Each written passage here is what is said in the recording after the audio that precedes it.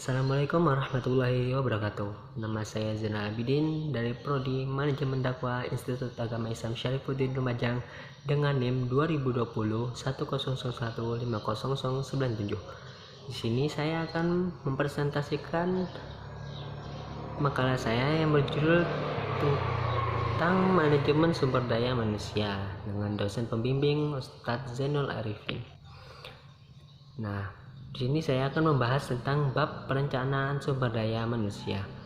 Perencanaan sumber daya manusia atau yang biasa disebut dengan Human Resources Planning atau yang disingkat dengan PSDM merupakan fungsi pertama atau utama dari manajemen sumber daya manusia.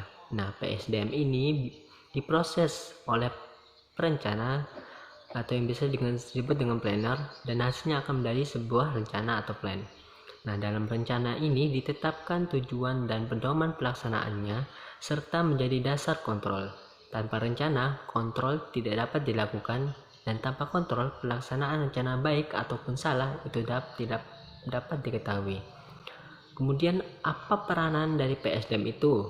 Yang pertama, ada peranan merupakan masalah memilih, yaitu memilih tujuan dan cara yang terbaik untuk mencapai sebuah tujuan dari beberapa alternatif yang ada. Tanpa alternatif, perencanaan tidak ada.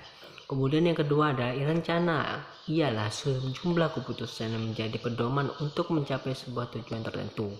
Jadi setiap rencana mengandung dua unsur, yaitu tujuan dan pedoman. Kemudian menurut beberapa ahli, nah di sini PSDM menurut beberapa ahli, yang pertama menurut Giorgio Terry, perencanaan adalah memilih dan menghubungkan fakta yang membuat serta menggunakan asumsi-asumsi mengenai masa yang akan datang dengan jalan menggambarkan dan merumuskan kegiatan-kegiatan yang diperlukan untuk mencapai hasil yang diinginkan.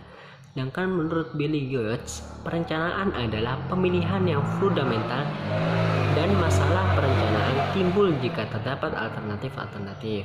Nah, sedangkan menurut Thomas Hagestone, perencanaan sumber daya manusia adalah proses meramal kebutuhan akan sumber daya manusia dari suatu organisasi untuk waktu yang akan datang, agar langkah-langkah yang dapat diambil untuk menjamin bahwa kebutuhan ini dapat dipenuhi. Kemudian kesimpulan yang saya ambil yaitu dari materi perencanaan sumber daya manusia atau PSDM ini, yaitu merencanakan tenaga kerja agar sesuai dengan kebutuhan perusahaan serta efektif dan efisien dalam membantu terwujudnya sebuah tujuan. Nah, kemudian di sini ada tujuan perencanaan SDM. Yang pertama, untuk kualitas karyawan yang menentukan akan mengisi semua jabatan dalam perusahaan. Yang kedua, untuk menjamin tersedianya tenaga kerja masa kini ataupun masa depan sehingga mengajarkan setiap pekerjaan ada yang mengajarkan. Yang ketiga, untuk menghindari terjadi dinamis manajemen dan tumpang tindih dalam pelaksanaan tugas. Yang keempat, untuk mempermudah koordinasi, integrasi, dan sinkronasi atau yang bisa disebut dengan KISS sehingga produktivitas kerja meningkat. Nah, yang keenam, untuk menghindari kekurangan dan untuk kelebihan masyarakat. Yang kelima, yang ketujuh, untuk menjadi pedoman. Yang ke-8, untuk membuat program. Yang ke-9, untuk menjadi pedoman dalam melaksanakan mutasi dan pensiun karyawan menjadi dasar dalam melakukan penilaian karyawan. Sekian presentasi dari saya, semoga bermanfaat. Wassalamualaikum warahmatullahi wabarakatuh.